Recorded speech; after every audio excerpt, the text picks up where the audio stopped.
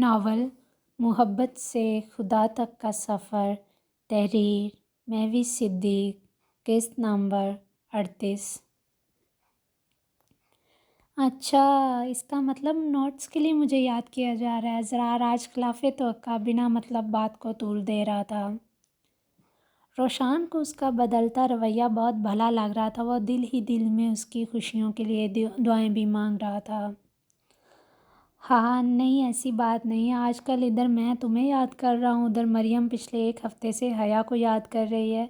حیا کے ذکر پر زرار کی ہارٹ بیٹ ایک لمحے کے لیے مس ہو گئی تھی۔ مطلب حیا کو کیوں؟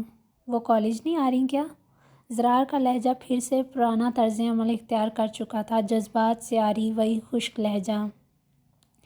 نہیں یار، ان کی طبیعت ٹھیک نہیں ہے، وہ کافی دنوں سے لیو پر ہیں۔ روشان کے بتانے پر زرار کی پشیمانی میں مزید اضافہ ہو گیا۔ مجھے تو مریم کی بات پر ہنسی آ رہی ہے۔ وہ کہہ رہی تھی آج کل ریحان اپنی بھوک کی فکر کرنے کی بجائے ہر روز حیا کی عیادت کرنے اس کے گھر پہنچ جاتا ہے۔ زرار کی حالت سے انجان روشان اپنی دھن میں مگن مسلسل بول رہا تھا۔ زرار پچھلے ایک ہفتے سے خود کو ندامت کی آگ میں جھلسا رہا تھا تاکہ اسے کسی طور ذہنی سکون مل جائے، مگر اب اسے لگ رہا تھا حیا سے براہ راست بات کیے بنا اسے چین نہیں مل سکے گا۔ ٹھیک ہے روشان، میں تم سے بعد میں بات کرتا ہوں، ابھی مجھے کسی ضروری کام سے باہر جانا ہے۔ زرار نے اپنے لہجے کو حتی المقدور نارمل ظاہر کرتے فون ڈسکنیکٹ کر دیا۔ اب وہ سر کو ہاتھوں میں تھامے پھر سے انہی لمحات کو یاد کرنے لگا جس کی وجہ سے حیا کو یوں اچانک اس گھر کو چھوڑنے کا سنگین فیصلہ لینا پڑا۔ دوسری جانب الوداعی کلمات ادا کرنے کے بعد روشان نے موبائل کو پینٹ کی پاکٹ میں رکھا اور پھر اگنیشن میں چابی گھماتے کار سٹارٹ کر دی۔ کار کا رخ گھر کی بجائے ایک شاپنگ مال تھا جہاں موجود شکیلہ بیگم اس وقت فنکشنز کے لیے مختلف ساز و سامان اکٹھا کر رہی تھیں۔ جے ڈی کی چیزیں خریدنے میں انہیں تھوڑی کنفیوژن ہو رہی تھی، اس لیے انہوں نے روشان کو کالج واپسی پر یہاں آنے کا حکم دے دیا تاکہ وہ اس کے ساتھ مل کر اچھی اور نئی برانڈڈ چیزوں کا انتخاب کر سکے۔ شکیلہ بیگم ایک ماں کی طرح اپنے دیور کی شادی کی تیاریاں کر رہی تھی۔ زینب اپنی کمر کے گرد دوپٹہ باندھے ایک پرفیکٹ ہاؤس وائف کی طرح مستعدی سے کچن میں کام کر رہی تھی۔ حدت کے باعث اس کے ماتھے پر بار بار پسینے کے قطرے تو نمودار ہو رہے تھے مگر تھکن کے آثار کا شائبہ تک نظر نہیں آ رہا تھا۔ ایک انوکھی سی خوشی اسے اپنے اندر تک سرایت کرتی محسوس ہو رہی تھی۔ چہرے پر سجی نرم مسکراہٹ اس کے خوشگوار موڈ کی نشاندہی کر رہی تھی۔ وہ اس وقت نرم گرم روٹیاں بنا بنا کر ہاٹ پاٹ میں رکھ رہی تھی۔ اس نے آخری روٹی کو توے پر ڈالتے گہرا سانس فضا میں خارج کیا۔ شکر ہے نوری آنٹی، آخری روٹی بھی صحیح بن گئی۔ زینی کو اچانک سنک کے قریب برتن کھٹکنے کی آواز آئی تو تشکر آمیز انداز میں گویا ہونے لگی۔ اس کی نگاہیں ہنوز توے پر ہی جمی ہوئی تھیں۔ آج ان گول گول روٹیوں کو دیکھ کر کوئی بھی انہیں نقشے نہیں بول پائے گا، ہے نا نوری آنٹی؟ زینی اپنا رخ موڑے بنا ہی نوری آنٹی سے تائید چاہ رہی تھی۔ لیکن میں تو ابھی بھی انہیں نقشے ہی بولوں گا۔ اذلان نے نیم مسکراتے لہجے میں اس کے کان کے قریب سرگوشی کی جسے سنتے ہی زینی ہڑبڑاہٹ کے عالم میں 2 قدم پیچھے کھسک گئی۔ اب کیوں نقشے بولیں گے؟ اب تو میں نے ساری کی ساری روٹیاں گول ہی بنائی ہیں۔ زینی نے بہت محنت سے گول روٹی بنانی سیکھی تھی، اس لیے اس کا شکوہ کرنا بنتا بھی تھا۔ وہ اس لیے محترمہ کیونکہ پہلے آپ روٹیوں کی صورت میں مختلف ممالک کے نقشے بناتی تھی لیکن اب… اذلان ایک پل کے لیے تھما۔ زینی کا جھکا سر بے اختیار اوپر کو اٹھ گیا۔ اب آپ نے روٹیوں کی صورت میں زمین کا نقشہ بنایا ہے، وہ بھی تو گول ہی ہوتی ہے نا، اس لیے میں تو اب بھی انہیں نقشے ہی بولوں گا۔ اذلان کی عجب لاجک کو سنتے زینی کی آنکھیں کھلی کی کھلی رہ گئیں۔ اب وہ ٹکٹکی باندھے اسے ہی دیکھ رہی تھی کہ اچانک روٹی سے نکلتی گرم بھاپ زینی کی انگلیاں سرخ کر گئی۔ پلک جھپکتے ہی نگاہوں کا تسلسل ٹوٹ گیا۔ آہ!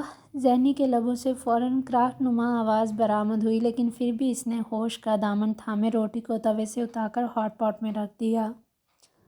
اب وہ اذلان سے نگاہیں چراتے جلدی سے کمر کے گرد بندھا دوپٹہ کھولے سر کے اوپر اوڑھ رہی تھی۔ کیا ہوا؟ جلن کے آثار اس کے چہرے پر نمایاں نظر آتے دیکھ اذلان اس کا ہاتھ تھامے فکر مندی سے گویا ہوا، کچھ نہیں ہوا، بس تھوڑا سا۔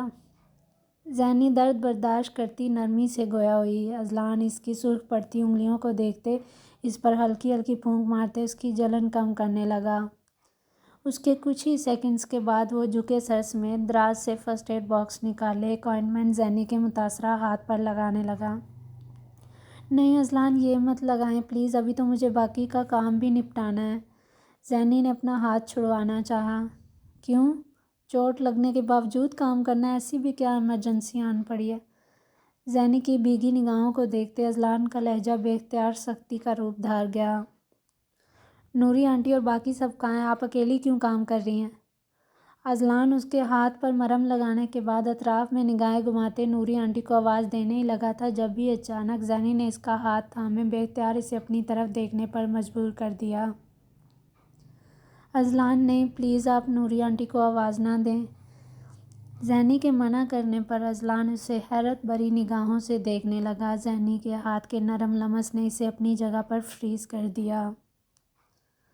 اذلان کی ساکت نگاہیں زینی کے ہاتھ پر ہی جمی ہوئی تھیں۔ اس کی نگاہوں کے تعاقب میں دیکھتے ہی زینی نے اپنا ہاتھ واپس ہٹایا اور پھر فاصلہ اختیار کرتی تھوڑا پیچھے کھڑی ہو گئی۔ کیوں؟ اب یہ کون سا نیا فتویٰ لگا رہی ہیں آپ؟ اذلان نفی میں سر جھٹکتے تندی سے گویا ہوا اور پھر اپنے قدم آگے بڑھاتے فریج سے پانی نکال کر پینے لگا، کیونکہ گلاس تو وہ پہلے ہی نکال کر شیلف پر رکھ چکا تھا۔ اسی کی وجہ سے تو زینی کو نوری آنٹی کی یہاں موجودگی کا گمان گزرا۔ جب وہ کچن میں آیا تو زینی کو یوں کام کرتے دیکھ حیران رہ گیا۔ اس سے پہلے کہ وہ اسے کچھ کہتا زینی کے معصوم سوال نے اسے زیر لب مسکرانے پر مجبور کر دیا۔ توے پر موجود گول روٹی کو دیکھتے اس کی نگاہوں میں واضح آستائش ابھری تھی۔ فتویٰ نہیں لگا رہی، دراصل آج میں نے مانا پی اور نوری آنٹی کو میری ہیلپ کرنے سے منع کیا تھا۔ آج کا سارا کھانا میں خود بنانا چاہتی تھی، بس اسی لیے۔ زینی نے پرنم لہجے میں وضاحت دی۔ اسے اذلان کے فتویٰ لگانے والی بات ہرٹ کر گئی تھی۔ اب یہ کیا کہہ رہی ہیں آپ؟ زینی کو کچن کے فریزر سے جھک کر سبزیاں نکالتے دیکھ اذلان اسے ٹوکے بنا رہ نہ سکا۔ وہ میں سلاد کا سامان نکال رہی ہوں۔ زینی اب سلاد کا سارا سامان شیلف پر نکال کر رکھ رہی تھی۔ زینی کو پرفیکٹ ہاؤس وائف کی طرح کام کرتے دیکھ اذلان کے ہونٹوں پر بساطہ مبہم مسکراہٹ نے اپنی مخصوص جگہ بنا لی تھی۔ زینی کی گلابی مائل رنگت نے اذلان کے دل کے تاروں کو ہلا کر رکھ دیا۔ چوٹ لگنے کے باوجود آپ سلاد بنائیں گی؟ عجیب ضدی لڑکی ہیں یار آپ تو۔ اذلان نے اس کے ہاتھ سے چھری اور کٹنگ بورڈ پکڑتے شیلف پر پٹکنے کے انداز میں واپس رکھ دیا۔ میں کب ضد کر رہی ہوں، صرف اپنا کام پورا کر رہی ہوں، بس یہی رہ گیا تھا۔ اذلان کا طرز تخاطب اسے ایک آنکھ نہیں بھایا، اس لیے فوراً تیز لہجے میں وضاحت دینے لگی۔ اوکے، آپ نے نوری آنٹی کو اور فاطمہ بھابھی کو ہیلپ کرنے سے منع کیا نا؟ مجھے تو نہیں نا۔